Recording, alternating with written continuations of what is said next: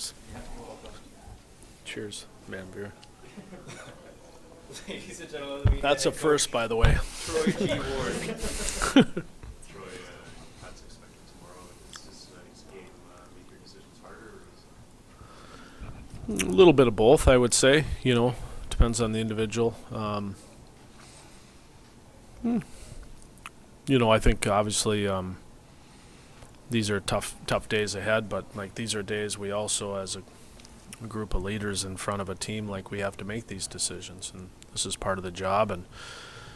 And whether they're from tonight's performance is easier or harder, like they just have to be done. That's all I'll say about that. from your perspective, who maybe improve themselves? I just soon not get really into that, to be honest with you. I really looked at the game like I have a lot of thoughts on players, to be honest with you, but I was as interested as to how we played as a group more than I was interested in individuals. Like I did watch a lot of individuals that, made some good plays and did make some good plays. I see those as all teaching moments. Like you get to this level of hockey, like there are just a lot of good players. There are a lot of players sometimes by the math of the game that won't be able to stay here. Like that's just the reality of this business. But as instrumental as they were in the last week, I have to make decisions on them. Can they come back and be a part of us? So this is, as we saw last year, this is a situation where we had to make these cuts at one point last year, and we did, and some of those guys we all brought back. So it's more of a timing issue for me in some ways. So I really focused on a lot of system stuff and looked at certain little things about certain players, but not that much. How did you feel the team plays coming together? I felt it was pretty good. I liked our team play. I liked the way we handled the puck at times. There are certain individuals, again, to your question, that, obviously didn't make as good of decisions as we'd like at times, but that's the nature of the sport. We are in the American Hockey League, so. But I did see, each team ran a different forecheck in a different period, so we experimented with some things today to create some video situations for us to teach this next week in preparation for, obviously, Peoria and the St. Louis organization to come in, so I thought we got a lot done. It's kind of an interesting dynamic. I mean, guys fight for jobs and get potential future teammates. There's a fight out there, and the Yeah. guys come out of the box, a little fist fight. He was talking about that. Well, yeah, that's there's two sides of that. Part of you as a fan, if you're really competitive, you're like, well, I hope they don't bump fist with each other. I hope they go at it again, because that's part of the game that we live in. And then there's a part of it where you just see that I think the humanity that these guys have. Like they're willing to take off their helmets and go at it, but at the same time they're good people and they realize that they're fighting for the same cause and that they both, in the heat of the battle, had to do what was, at that particular time what they felt was right.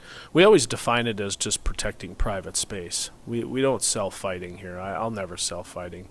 I'm more of I believe there's some toughness in the game, but I think you have to defend your private space, and sometimes that's by way of fighting, but we don't push it that way. I think it's just more about your personal pride as to this space is mine and this puck is mine.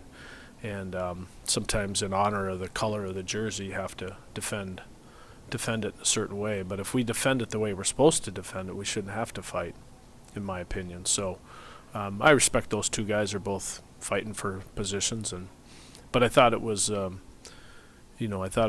indication as to a little bit about our team too. Like I think we have the group of guys that can provide those moments for us, but I don't see us as an over-aggressive team at this time. So I'm okay with that as long as we're aggressive with protecting our space.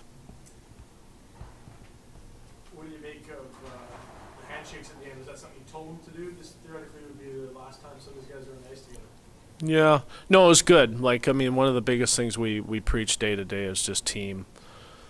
We preach team over and over, and that was just them. I think we just got good leaders in there. We've got good influx of some new guys that have come in with a lot of experience. So I thought it was a gesture that was appropriate by just our leadership core. Just some details in the next 24 hours. What's going on behind the scenes, and what do you expect in terms of releases? Well, we'll. I don't know as far as the last part of your question, as far as the number of or whatever the release is. Like, I know tomorrow will be a full day for John and I. John and I will, we'll meet all night tonight with our staff and with some of the Calgary brass and talk about players. And then tomorrow we'll we'll not only do we have to make some cuts and decisions like that, but we also have to have meetings. Like we got players in there that we need to meet with. So they're kind of on, it's a day off for them tomorrow as a group. But, guys will be in meetings at some point in time. Not every player in there, but there'll be quite a few players that will just have meetings that will stay, and some guys will have meetings and they won't come back. I mean, at least at this particular time. So in the stands tonight, is it different to watch the game from the stands than it is behind the bench? Yeah, I wanted to sit on the one far end there for 2 periods. I just really wanted to get a feel, going back to Dan's question earlier, I wanted to get a really good feel as to how we were playing and how both groups were seeing the ice. And, it's a great place to watch a game. It's probably the best place to place a camera for teaching. So I just want to get that view for 2 periods. I don't get that view very often, and but I wouldn't say I enjoyed it. You like to be down in the heat of the battle more so, but it certainly gives you a different perspective as a teacher.